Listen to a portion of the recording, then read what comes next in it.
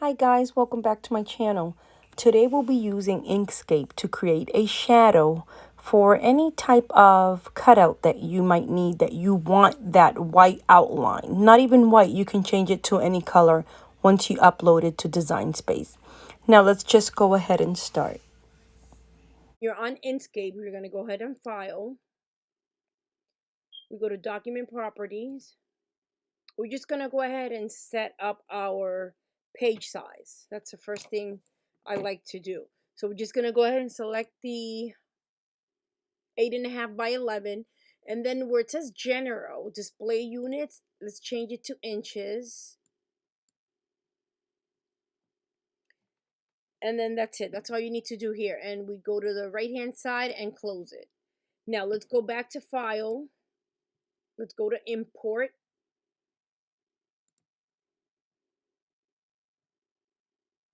And we go ahead and locate, go to downloads or wherever you have, there's an error. I've been having this error forever. I'm going to delete that. If you can do that step, that'll be great. File, import, select your image, and it'll automatically bring a little square, which will be the next step. But let me go ahead and bring in my image from my downloads, directly from my downloads. I'll check that later. What I did was I'm on my Mac. I clicked on Finder. I'm going to click on Downloads. And I'm going here to my file and I'm getting my baby, which is, I think it's this one, the brunette. Yes, it's this one. So I'm just going to go ahead and drag it onto my Inkscape. Drag it onto my Inkscape. And this was the box I was telling you about. So when you're here, just go ahead and click on embedded and leave it the way it is. That's all you need to do, and click on OK. And we have our image. Now, let me go ahead and make this a little bit larger. I'm going to go to my right hand side and make this a little bit larger so you guys can see. Now, I want to change my background, my canvas background, this part right here, so I'll be able to see my white shadow. So before we continue, let's go ahead and go back to File, Document Properties. We would have done this from the beginning, but I totally forgot about that. Let's go to Background Color right here where it says Background. You can click on that color right there, and we're going to go ahead and choose any color of your preference.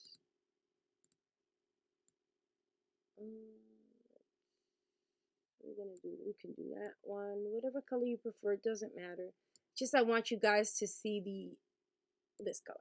I want you guys to see the shadow. So once you do that, X out of it and go back here to the right hand side and X. Now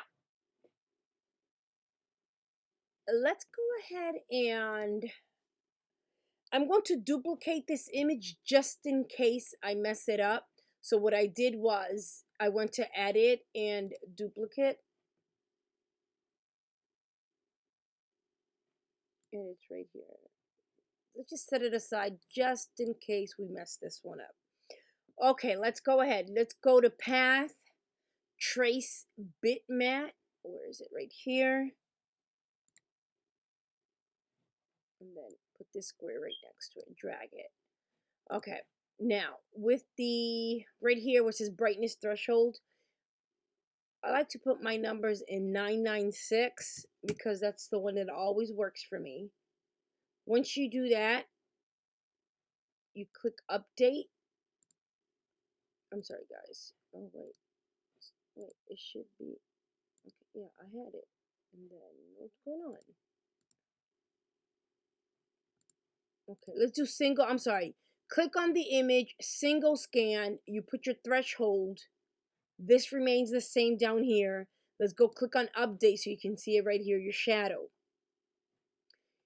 I'm going to show you if you put your numbers a little bit higher to 1.000. And when you click update, it's a black box. So that's why I'm saying it's 0.996 that works for this image.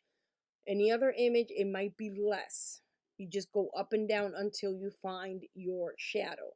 So we're going to go ahead and click on OK. That's your shadow, and we can just go ahead and X out of here. Okay, this is your shadow. Next, we're going to go ahead and object, fill and stroke. We're going to click in the first box, which is fill. It has fill. You go down to RGBA, all these numbers and letters, all is F. And then we go to stroke and paint, which is the second option here. The first block, and again, fill it in with all the Fs. This is just to put all the colors in white. That's all it is. That's all why we're putting all the Fs, is to put them in white. Now, we're going to go ahead and let's go to stroke and style. And we're going to go ahead and join. We're going to do them circle. All our corners will be in circle, so that remains just like that. And then what you do is right here where it says width, you see your image right here, your shadow, the width, we want to eliminate all these little lines.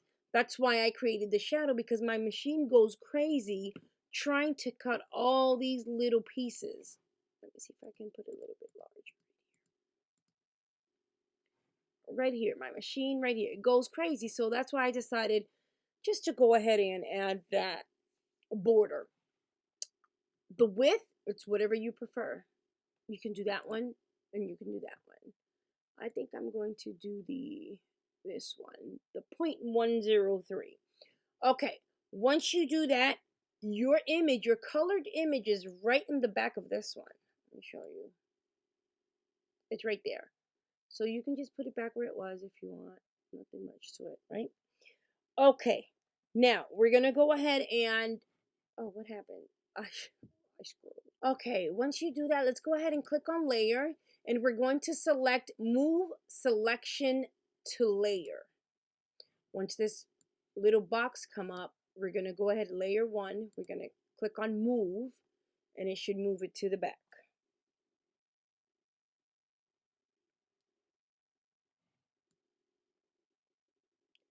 Okay, let's try it again. Let's click on the colored one, which is in the back. Right, let's go back to layer, move selection to layer. We have that, it's already clicked on, and let's click on move. There you go. I had the shadow clicked on instead of the colored one. So click on the color and just put it right here. It should be good. I think it's great. So once you're done playing with your image, we're going to go ahead and highlight the entire image. And you'll see two boxes. You have to see two boxes. You're supposed to have two boxes. What I want to do is go to object and group them, right? And they're not grouped. So we're going to go back. It's until you see those two boxes. Let me put that back in here.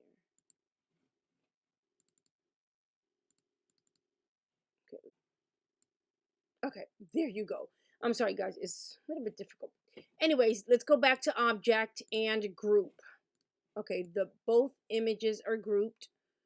Once you do that, they are grouped. It's moving a little bit.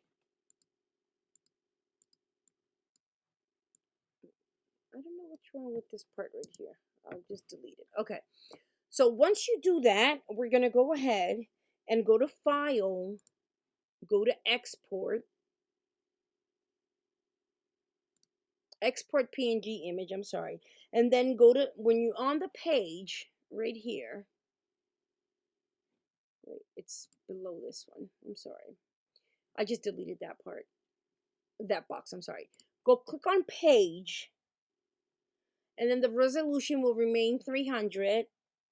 And then Export As. And then it'll give you a file name, which I'm going to just type sunflower. And I want it in my downloads. Doesn't matter if that comes up. I want it in my downloads, like I was saying, and save. And then click on export. Okay, that's done. So open your Design Space.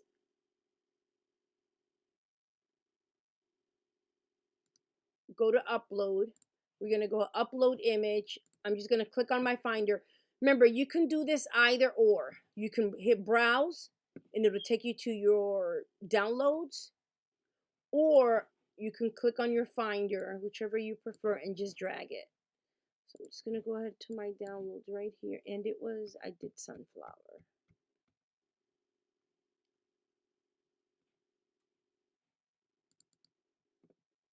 Okay, sunflower, we're going to drag it in here. And we're going to clean up the image because, remember, we did the colored background.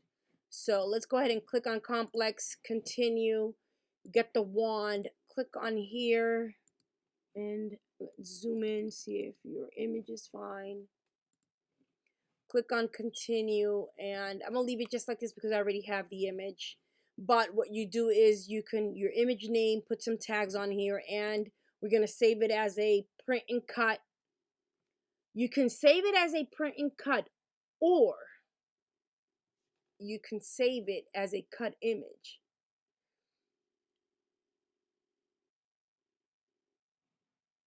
With the cut image, if you have several of these babies, different complexions, you don't have to go back to Inkscape and do it again. You can just take your baby and then put it on here and keep it, and change the color to white. Okay, so let's just go click on this one, print and cut, and then just go ahead and save it. Once you save it, click on your image, click on insert images. Now that you have your image, you can go ahead and save it to your projects and you can reuse it with different complexions, like I said before. Thank you for your support and thank you for watching.